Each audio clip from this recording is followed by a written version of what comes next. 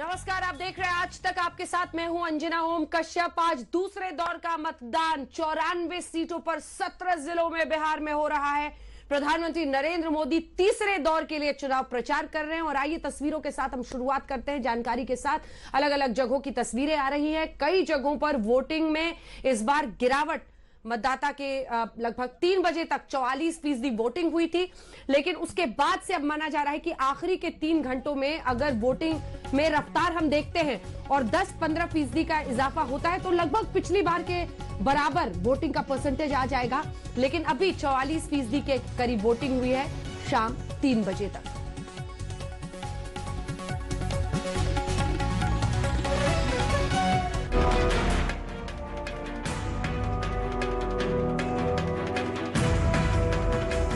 न कोई तामझाम न कोई बड़ी बातें। पटना में राजभवन के बूथ नंबर 326 पर बिहार के सीएम नीतीश कुमार वोट करने आए बगैर कोई राजनीतिक बयान दिए चले गए।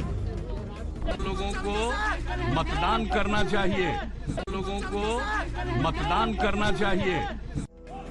नीतीश चौथी बार जनादेश पाने के लिए मैदान में है। उनके डिप्टी सीएम सुशील मोदी सुबह के शुरुआती घंटों के वोटर्स में शामिल थे। सुशील मोदी ने पटना के कुम्हार विधानसभा क्षेत्र के Saint Joseph school polling booth में मतदान किया। कि आज ये चुनाव का दिन है, आज के दिन कोई राजनीति की बात नहीं होगी। मैं सभी मतदाताओं से ही अपील करूंगा कि कोरोना से डरे नहीं और जिस तरह प्रथम चरण के अंदर भारी मतदान हुआ है उसे भारी मतदान दूसरे चरण में होना चाहिए, क्योंकि दूसरे चरण के अंदर जो सीटें हैं वहाँ आबादी का घनत्व बहुत ज़्यादा है पहले की तुलना में। इससे लोग घरों से निकले और वोट करें। पहले जलपान फिर मतदान, इस नारे को बिहार के राज्यपाल फागू चौहान बिल्कुल साकार कर रहे हैं। मतदान शुरू होने के घंटे भर के भीतर ही पटना के एक बूथ पर फागू चौहान मतदान करने पहुंचे। नीतीश की सत्ता को चुनौती दे रहे तेजस्वी यादव ने अपनी मां राबड़ी देवी के साथ पटना के बूथ नंबर 160 पर मतदान किया। एलजेपी चीफ चिराग पासवान अपने गृह जिला खगड़िया के अलौली विधानसभा क्षेत्र में सुबह सुबह मतदान करने पहुंचे। वो अपने चचेरे भाई सांसद प्रिंस राज के साथ आम वोटर्स की तरह कतार में नजर आए। मतदाताओं का ये अधिकार है अगले आने वाले 5 साल में अपना बेहतर भविष्य चुनने का। उनके पास ये एकमात्र मौका होता है। इसमें अगर कहीं चूक हो गई, इसमें अगर कहीं ढिलाई हो गई तो 5 साल हम लोग के बर्बाद हो जाते हैं। तो इसीलिए मैंने सबसे अपील भी की है, आग्रह भी किया है कि अपने अधिकार का इस्तेमाल ज़रूर करें। जो आपको लगता है कि आपके भविष्य को बेहतर बना सकता है, जो बिहार को बेहतर विकास की राह पर लेकर जा सकता है, उनको ज़रूर चुनें। केंद्रीय मंत्री रविशंकर प्रसाद, राजीव प्रताप रूडी, बांकीपुर से कांग्रेस प्रत्याशी लव सिन्हा के पिता अभिनेता शत्रुघ्न सिन्हा ने भी पूरे उत्साह के साथ मताधिकार का इस्तेमाल किया। बहुत जान है, लोग कहते हैं ना बिहार में का बात है, बिहार में बहुत जान बा। अभी पता चल जाए कितना जान बा। अब ये 3-4 दिन में 10 तारीख के पता चल जाए। पटना के पूर्व सांसद सीपी ठाकुर और राज्यसभा सांसद विवेक ठाकुर उन बड़ी हस्तियों में शामिल रहे जिन्होंने अगले 5 साल के लिए सरकार के लिए वोट दिया। ब्यूरो रिपोर्ट आज तक। तो आइए आपको सीधे लिए चलते हैं। इस वक्त पटना से कुमार अभिषेक हमारे सहयोगी इस वक्त हमारे साथ जुड़ रहे हैं। एक बार तो नजारा वहां का दिखाइए कुमार अभिषेक। और कुल मिलाकर देखिए, एक तरफ दिग्गजों की किस्मत आज दांव पर है तो ऐसी सीटें हैं जहां पिछली बार एनडीए की परफॉर्मेंस अच्छी थी। क्या तस्वीर अभी तक समझ में आ रही है कुमार अभिषेक? देखिए अंजना, पहले तो मैं आपको दिखा दूं दृश्य। हम इस वक्त लालगंज वैशाली में हैं, पटना से कुछ किलोमीटर की दूरी पर। और इस वक्त अब 1 घंटे का तकरीबन वक्त बचा है चुनाव की प्रक्रिया खत्म होने में। अब वोटर बिल्कुल कम है इस वक्त, हालांकि कहा जाता है कि शाम होते होते कुछ तादाद बढ़ती है।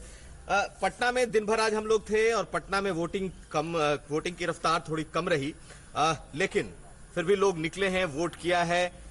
वैशाली हम उस जगह पर हैं जो दुनिया का पहला गणतंत्र कहा जाता है। इस बार तमाम लोगों की नजरें टिकी हैं कि आखिर होता क्या है, क्या बदलाव होता है या फिर नीतीश कुमार रिटेन करते हैं।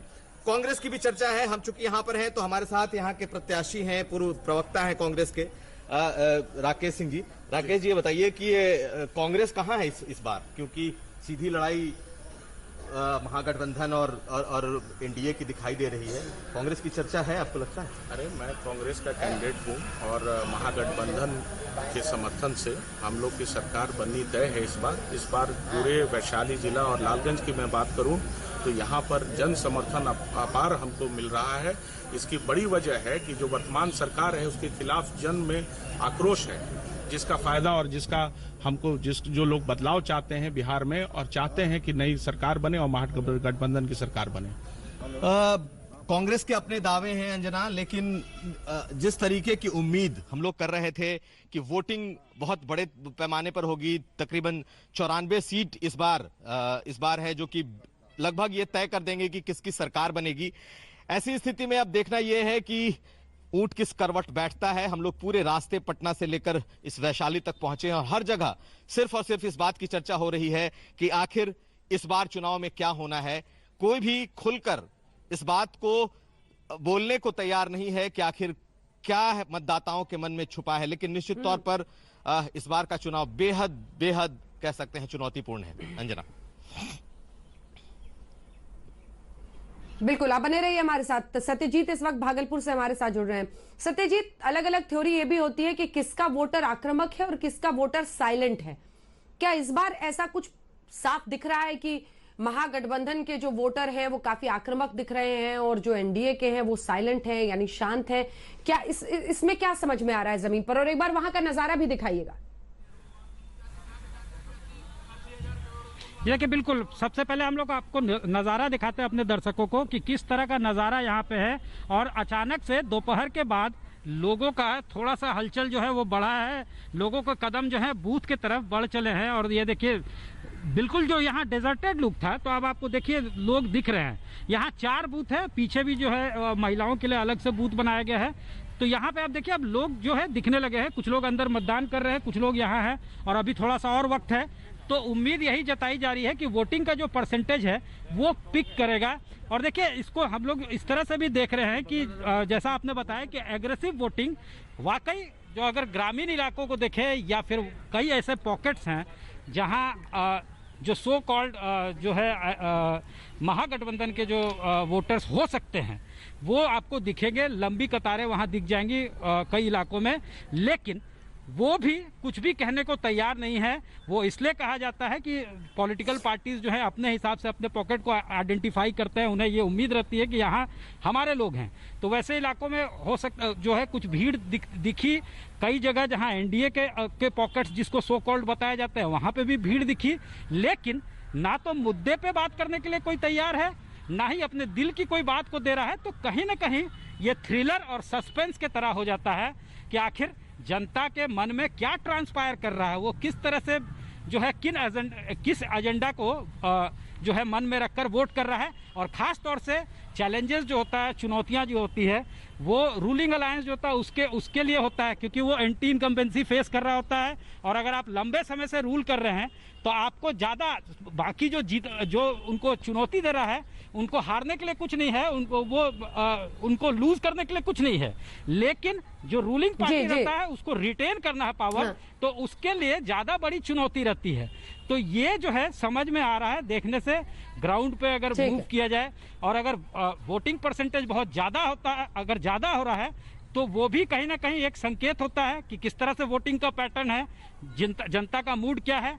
और अगर बहुत कम है, उदासीनता दिख रही है। सत्यजीत, आपके पास आनंद के पास सीधे लिए चलते हैं, बेगूसराय। ठीक है आनंद, जरा वहां की तस्वीर दिखाइए। और इस सीट ने तो जबरदस्त हाई पावर पैक्ड एक्शन देखा था लोकसभा चुनाव में, और अब विधानसभा चुनाव का क्या नजारा है, क्या तस्वीर है, बिल्कुल क्या समझ में आ रहा है? लेनिनग्राद कहा जाता है इसको, औद्योगिक शहर है एकमात्र बिहार का। और आप देखिए तस्वीरें यहाँ पे पोलिंग बूथ पे ये स्थिति आपको देखने को मिलेगी कि कहीं भी किसी भी बूथ पे लाइन नहीं है। ये कोविड प्रोटोकॉल को लेकर के इलेक्शन कमीशन ने जिस तरीके से ज़्यादा पोलिंग बूथ बढ़ाए हैं, नंबर ऑफ बूथ्स जो बढ़ाए हैं, उसकी वजह से आपको कहीं भी लाइन नहीं दिख रही। हम सुबह से बेगूसराय के अलग अलग मुख्तलिफ कॉन्स्टिट्यूंसीज में जा रहे हैं, लेकिन हमें लंबी कतार जो यूजुअली देखने को मिलती है बिहार में, वो देखने को नहीं मिली है। तो शायद ये कोविड प्रोटोकॉल का एक ये असर ज़मीन पे दिख रहा है कि सुबह से अब शाम होने को आ रही, लेकिन लंबी कतारें नहीं हैं अंजना। और ये शहर एकमात्र औद्योगिक शहर है। यहाँ पे एनटीपीसी का थर्मल पावर प्लांट है जो मोदी सरकार ने टेक ओवर किया बिहार सरकार से। एक फर्टिलाइजर यूनिट बहुत पुरानी थी जिसको रिवाइव करने की कोशिश हो रही है।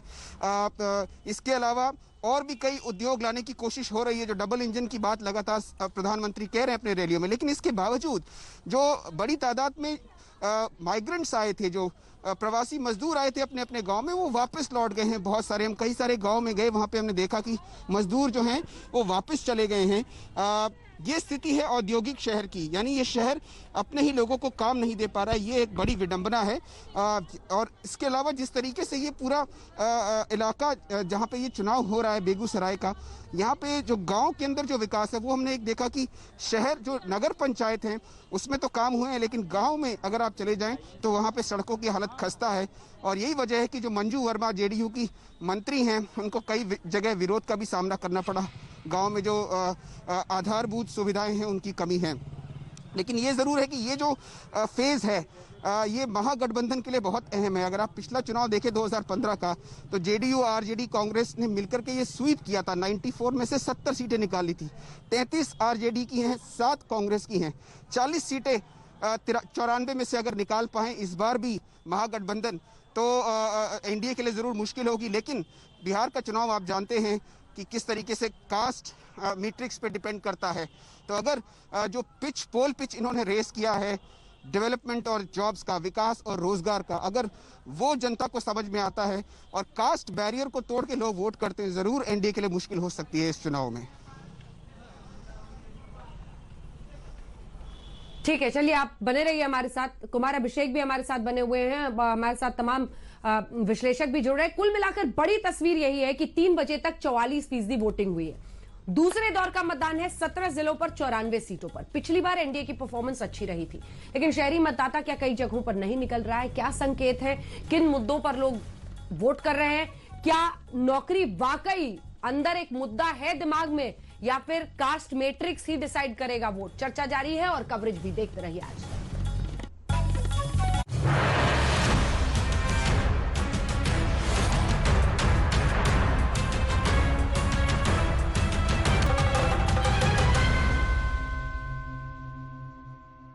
बिहार के चुनाव पर नॉन स्टॉप आप कवरेज देख रहे हैं। दूसरे दौर का मतदान आज हो रहा है। एक और दौर है, 7 नवंबर को वोटिंग होनी है। 10 को किस्मत खुल जाएगी, जिसकी भी खुले, चाहे वो नीतीश के नीति की हो या फिर तेजस्वी यादव के तेज की, क्योंकि जबरदस्त चुनावी घमासान आपने देखा है। लेकिन आज वोटर्स की बारी थी, दूसरे दौर का मतदान। ये रिपोर्ट देखिए, कम से कम ऐसे लोग जो अपने वोट की कीमत नहीं समझते हैं वो देखेंगे कि ऐसे लोग कितनी मुश्किलों को झेल कर भी वोट के लिए पहुंचते हैं। अपनी वोट की क्या कीमत है उनकी खुद की नजर में।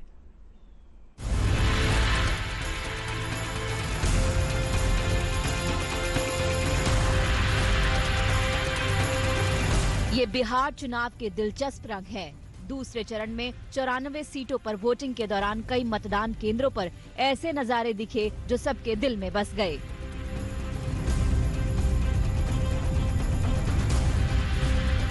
नेताओं से भले ही जनता आमतौर पर निराश नजर आए, लेकिन जब लोकतंत्र का महान पर्व चुनाव आता है तो वोटर्स का उत्साह देखते ही बनता है। पटना के इस बूथ पर एक पोती अपनी दादी को साइकिल पर बिठाकर मतदान करने पहुंची। मन में है अच्छा सरकार बने, जो सबके लेके चले, साथ मिल के चले, गरीब के भी देखे, शिक्षित करे। सबसे भारी तो बेरोजगारी है, सबको साथ। हम लोग सलब एरिया में रहते हैं, फिर भी वोट करने आते हैं। सब वोट डालने के लिए आए हैं यहाँ पर। पहली बार मतदान कर रही है? हाँ, मैं पहली बार है। दादी तो बहुत क्या सोच के आई हो? क्या यही सोचे हैं कि जो सरकार आता है कुछ अच्छा ही करेगा। थोड़ी ना क्या सोचे, क्या अच्छा आपके मन में है, क्या चाहते हैं? मैं विकास और थोड़ा बिहार में अच्छा, आप छात्र हैं, छात्रों के लिए कुछ हम लोग को बस तो जॉब का बहुत जरूरी है यहाँ पर। रोजगार मुद्दा है। हाँ, रोजगार मिलना चाहिए।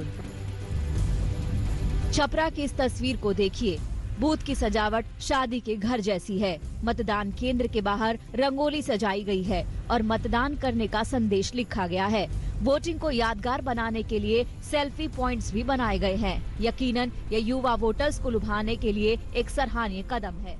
लेकिन अब सबकी नजर इस बात पर है कि आज वोटिंग परसेंटेज क्या रहता है, कितने लोग वोटिंग के लिए निकल रहे हैं। तो इसमें सबसे पीछे पटना है। पटना की जो सीटें हैं वो सबसे पीछे है। हम आपको दिखा रहे हैं पूर्वी जो पश्चिमी चंपारण है वहां तो 47% के आसपास वोटिंग हुई है 3 बजे तक। पूर्वी चंपारण 42.94। पटना लेकिन देखिए सबसे पीछे है 39.65। वैशाली में भी ठीक ठाक है, 45% है, 45.38% है। लेकिन पटना शहर सबसे पीछे। और यही वो सवाल है जो लोकतंत्र में हमेशा उठता है कि जो शहरी मतदाता है वो आखिर इतना उदासीन क्यों होता है लोकतंत्र में, वो वोटिंग करने के लिए क्यों नहीं निकलता है। पटना देखिए उसकी गवाही दे रहा है, लेकिन अभी भी 2-3 घंटे है। माना जा रहा है कि अभी ये थोड़ा सा परसेंटेज जो है आगे बढ़ सकता है। एक ब्रेक के लिए हम रुक रहे हैं, लेकिन लगातार कवरेज जारी है। देखते रहिए आज तक।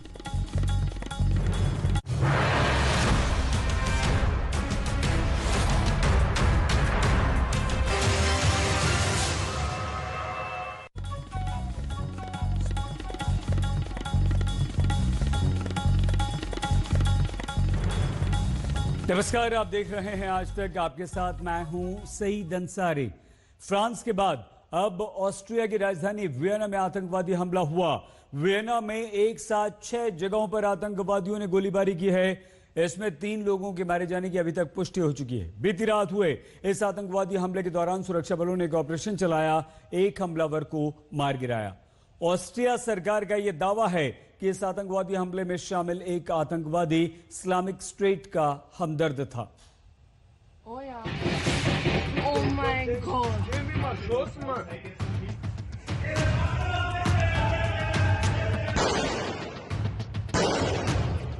आतंकी हमले से थर्राया ऑस्ट्रिया।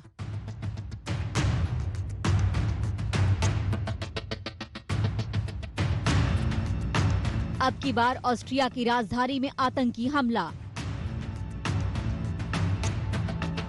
खूबसूरत वियना के बीचों बीच आतंकवादियों का खूनी खेल। वियना में आतंकी हमले का IS करेक्शन।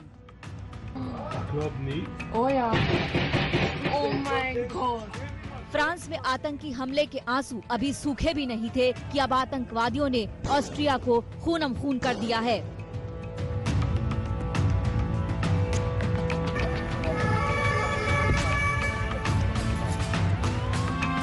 हथियारों से लैस दहशतगर्दों ने इस बार ऑस्ट्रिया की राजधानी वियना को टारगेट किया है।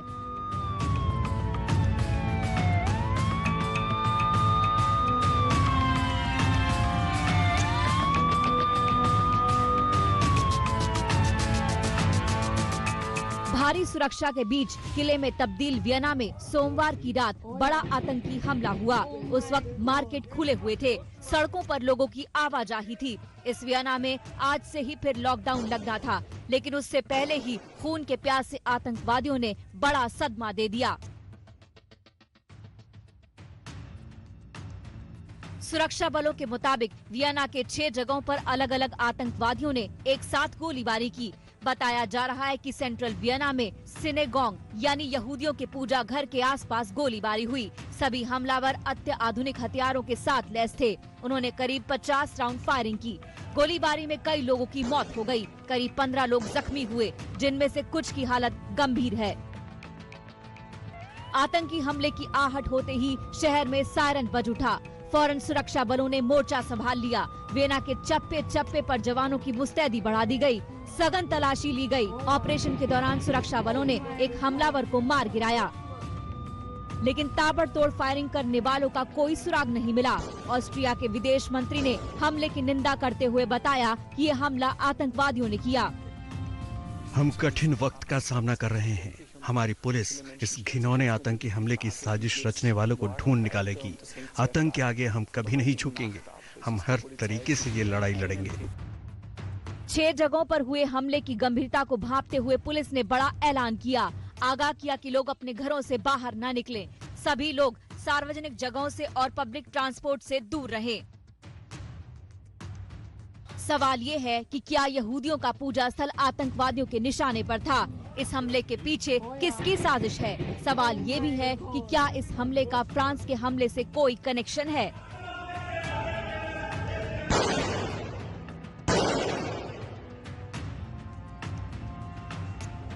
अभी हमला करने वाले आतंकवादियों का बेनकाब होना बाकी है, लेकिन ऑस्ट्रिया के मंत्री का दावा है कि मारा गया आतंकी आईएस का हमदर्द था। This is a terrorist attack, the severity of which we have, thank God, not had to suffer in Austria for a long time. Sadly, we have several wounded and several dead. Wir haben leider mehrere Verletzte, mehrere Tote. उधर France के राष्ट्रपति Emmanuel Macron ने भी Vienna आतंकी हमले पर शोक जताया। उन्होंने कहा कि हम फ्रांस के लोग ऑस्ट्रिया की राजधानी वियना में हुए आतंकी हमले के वक्त उनके दुख में शामिल हैं। फ्रांस के बाद एक मित्र देश पर हमला किया गया है। ये हमारा यूरोप है। हमारे दुश्मनों को ये समझ लेना चाहिए कि वो किसके साथ ऐसा कर रहे हैं। हम हार नहीं मानेंगे। प्रधानमंत्री नरेंद्र मोदी ने भी वियना में हुए आतंकी हमले पर दुख जताते हुए इसकी कड़ी निंदा की है। दुनिया के कई अन्य देशों ने ऑस्ट्रिया में आतंकी हमले को लेकर नाराजगी जाहिर की है। वियना आतंकी हमले में शामिल एक आतंकवादी मारा जा चुका है, लेकिन अन्य दहशतगर्दों का अब तक कोई सुराग नहीं मिल पाया है। इस बात का खुलासा भी नहीं हो पाया है कि आखिरकार हमलावरों का मकसद क्या था। ब्यूरो रिपोर्ट, आज तक। आतंकवाद के खिलाफ फ्रांस का एक्शन जारी है। फ्रांस की सेना ने माली में आतंकवादी संगठन अल-कायदा के खिलाफ एक बड़ा ऑपरेशन चलाया। 50 से ज्यादा आतंकवादियों को यहां पर मार गिराया गया है, जबकि 4 आतंकवादी पकड़ भी लिए गए। फ्रांस सरकार ने इस हमले की पुष्टि कर दी है। जानकारी के अनुसार 30 अक्टूबर को फ्रांस की सेना के जवानों ने माली में यह कार्रवाई की और इस एक्शन से एक दिन पहले ही फ्रांस के नाइस शहर में एक चर्च में 3 लोगों की बेरहमी से हत्या कर दी गई थी। तो 30 अक्टूबर को ये कार्रवाई की है फ्रांस की सेना ने। ऑस्ट्रिया में हुए आतंकवादी हमले ने सभी शांतिप्रिय देशों को गुस्से से भर दिया है। अभी कुछ दिन पहले ही भारत के मित्र देशों में से एक फ्रांस से भी आतंकवाद की तस्वीरें सामने आई। वहां पहले एक चर्च में आतंकवादियों ने खूनी खेल खेला, फिर लियोन शहर में एक पादरी को गोली मार दी। आपको दिखाते हैं कि कैसे ऑस्ट्रिया से पहले फ्रांस में खेला गया ये खूनी खेल।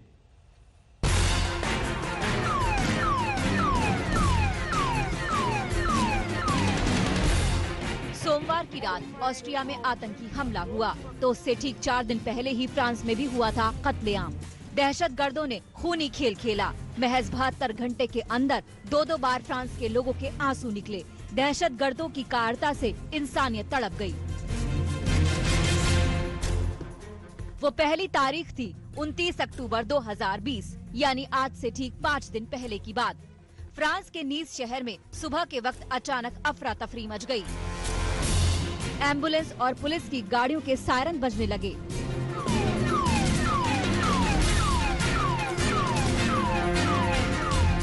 ये किसी बड़ी अनहोनी का संकेत था। हालांकि चंद ही मिनटों में साफ हो गया कि नीस के नोत्रे दाम चर्च के बाहर हमला हुआ है। किसी ने सोचा नहीं था कि आतंकी हमला हो सकता है। उस चर्च में कट्टरपंथ की आग में झुलस रहे एक शख्स ने खूनी मंजर पैदा कर दिया था। horrible et qui sans doute correspond aux moyens utilisés par ce professeur courageux de Conflans-Sainte-Honorine, Samuel Paty. नीस में गुरुवार की सुबह करीब 9 बजे हमलावर चाकू के साथ नोत्रे-दाम चर्च के अंदर घुसा और वहां बैठे लोगों पर ताबड़तोड़ वार करने शुरू कर दिए। उस दहशतगर्द ने 2 लोगों का गला काट दिया। इस हमले में कुल 3 लोगों की मौत हो गई, जबकि कई लोग घायल हुए। पुलिस ने हमलावर को गोली मारकर जख्मी किया और उसे पकड़ लिया। बात तुरंत फैल गई। इस बर्बर आतंकी हमले से फ्रांस सन्न रह गया। फ्रांस की संसद ने नीस में हुए हमले को लेकर मौन श्रद्धांजलि भी दी, लेकिन नीस हमले के ठीक 2 दिन बाद ही यानी 31 अक्टूबर को ही फ्रांस का एक और शहर ऐसी दहशतगर्दी का शिकार हुआ। फ्रांस के नीस से महज 470 किलोमीटर दूर पर बसे लियोन में भी एक पादरी को निशाना बनाया गया। वहां चर्च के बाहर पादरी को हमलावर ने गोली मार दी। हमले में पादरी को पेट में गोली लगी और उनकी स्थिति गंभीर हो गई। वैसे नीस के चर्च में चाकू से हुए हमले में 3 लोगों की मौत के बाद राष्ट्रपति इमानुएल मैक्रों ने सख्त बयान दिया, जिसमें उन्होंने फ्रांस से इस्लामिक आतंकवाद और कट्टरवाद को जड़ से खत्म करने की बात कही। What we must fight is Islamist हमें इस्लामिक कट्टरवाद से लड़ना ही होगा। socio-political project। फ्रांस के राष्ट्रपति के इस बयान के बाद दुनिया के कई देशों में जबरदस्त विरोध शुरू हो गया। नीस शहर में हुए हमले के अगले ही दिन हिंसा हुई। कई मुस्लिम देशों ने राष्ट्रपति मैक्रो के बयान पर एतराज जताया। भारत के कई शहरों में भी वैसे प्रदर्शन दिखाई दिए, लेकिन सरकार ने साफ कह दिया कि आतंक के खिलाफ लड़ाई में हिंदुस्तान कदम कदम पर फ्रांस के साथ है। ब्यूरो रिपोर्ट, आज तक। फ्रांस के कार्टून विवाद पर भारत में जहरीली जुबान बोलने वालों पर एक्शन शुरू। यह हम आपको दिखाएंगे बस सबसे कुछ ही देर में। एक बहुत छोटे से ब्रेक के बाद आप देखते रहिए आज तक। फ्रांस के कार्टून विवाद पर देश में विरोध प्रदर्शन और जहरीली जुबान उगलने वालों के खिलाफ कार्रवाई शुरू हो चुकी है। अलीगढ़ मुस्लिम यूनिवर्सिटी के छात्र नेता फरहान जुबैरी की गिरफ्तारी के लिए पुलिस लगातार कोशिश कर रही है, तो शायर मुनव्वर राणा के खिलाफ भी FIR दर्ज हो चुकी है। हालांकि राणा अभी भी अपने बयान पर कायम है।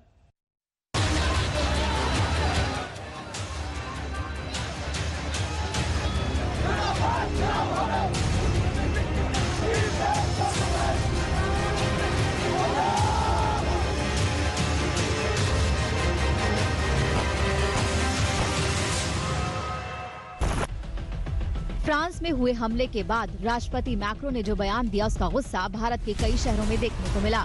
जगह जगह प्रदर्शन हुए। उस दौरान विरोध प्रदर्शन करने वालों की जुबान बेकाबू होती चली गई।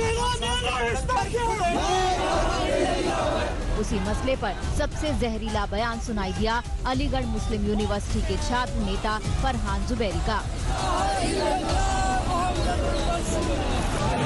कोई उनकी तरफ एक भी उंगली उठाएगा तो हम उसकी उंगली तोड़ देंगे। कोई उनकी तरफ अगर आंख उठाकर देखेगा तो हम उसकी आंखें निकाल लेंगे। और अगर उनके खिलाफ कोई भी गुस्ताखाना हरकत की तो हम उसका सर तंज उठाएंगे। फरहान जुबैरी ने ऐसा बयान दिया कि हर कोई हैरान रह गया। यूपी सरकार ने सख्ती बरती। अलीगढ़ पुलिस ने फौरन FIR दर्ज की। फरहान जुबैरी की गिरफ्तारी के आदेश जारी हुए और शुरू हो गई उसकी तलाश। कई टीमें बनाकर पुलिस ने उसे पकड़ने की कोशिश तेज कर दी। आपकी नामूस के खातिर फ्रांस की एक पत्रिका में जो है मोहम्मद पैगंबर के कार्टून को लेकर एक धर्म विशेष का नाम लेते हुए कुछ प्रकाशित हुआ था। उसी को लेकर जो है उसके द्वारा टिप्पणी करते हुए जान माल को नुकसान कर देने की जो है धमकी दी गई है और इस तरह की जो है वार्ता की गई है। इसी संबंध में जो है थाना सिविल लाइन पर धारा 153 और 506 IPC में फरहान जुबैरी के विरुद्ध अभियोग पंजीकृत किया गया। 28 अक्टूबर को फ्रांस के शहर नीस में हमला हुआ था। उसमें 3 लोगों की मौत हुई थी। उसी दिन फरहान जुबैरी ने अलीगढ़ मुस्लिम यूनिवर्सिटी में फ्रांस के विरोध में मार्च निकाला था। फ्रांस में पैगंबर मोहम्मद पर बने कार्टून के खिलाफ अपना विरोध जताते हुए जुबैरी ने सिर कलम करने की बात कही थी।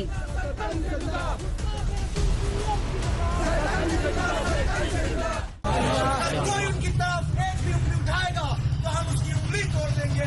कोई उनकी तरफ अगर आंख उठाकर देखेगा तो हम उसकी आंखें निकाल लेंगे। और अगर उनके खिलाफ कोई भी गुस्ताखाना हरकत की तो हम उसका सर तंज उठाएंगे। अलीगढ़ में पुलिस फरहान जुबैरी को तलाश कर रही है, तो लखनऊ के हजरतगंज थाने में शायर मुनव्वर राणा के खिलाफ FIR दर्ज हो चुकी है। ये FIR मुनव्वर राणा के उस बयान को लेकर दर्ज की गई है जिसमें उन्होंने कार्टून विवाद को लेकर फ्रांस में हुई हत्याओं को सही करार दिया था। आप सिर्फ मुसलमानों को चिढ़ाने के लिए मोहम्मद साहब का कार्टून बना रहे हैं, तो आप क्यों बनाएंगे? किसी को इतना मजबूर न करो कि वो एग्रेसिव हो जाए। किसी को इतना मजबूर न करो कि उसके अंदर का भेड़िया जाग जाए। मुनव्वर राणा के इस बयान पर देश भर में बवाल मच गया। उनका पुरजोर विरोध शुरू हो गया। जो FIR दर्ज हुई उसमें आरोप लगे हैं कि मुनव्वर राणा का बयान धार्मिक भावनाओं को भड़काने वाला था।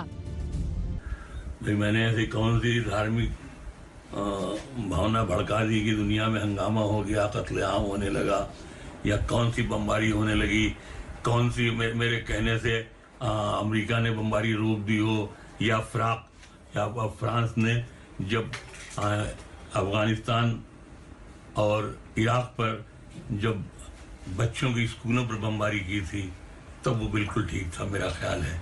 और जब उसने स्कूलों के साथ साथ जब अस्पतालों पे बमबारी की थी फ्रांस ने, वो भी बिल्कुल ठीक थी। मुनव्वर राणा अपने ऊपर दर्ज FIR को सियासी साजिश बता रहे हैं। साथ ही वो ये भी कह रहे हैं कि उनके बयान का गलत मतलब निकाला गया। जाहिर सी बात है कि हमारी अगर ऐसी कोई बात है तो उसको साबित करेगी अदालत ना। हमने तो ऐसा नहीं कहा कुछ। और बाकी ये है कि हम अभी भी ये कहते हैं आपके चैनल के माध्यम से कि जुनून खराब चीज है। मजहबी जुनून तो दुनिया का सबसे खतरनाक खेल है। किसी भी मजहब से खेलना दुनिया के किसी भी मुल्क के लिए, किसी भी कौम के लिए खतरनाक। अब एक बहुत छोटे से ब्रेक के लिए रुक रहे हैं। आप देखते रहिए आज तक। नमस्कार, मैं हूं अंजना ओम कश्यप। हमें उम्मीद है ये वीडियो आपको पसंद आया होगा। लेटेस्ट खबरों के लिए यूं ही देखते रहिए आज तक, और इस वीडियो के पसंद आने पर लाइक, शेयर एंड सब्सक्राइब करना ना भूलें।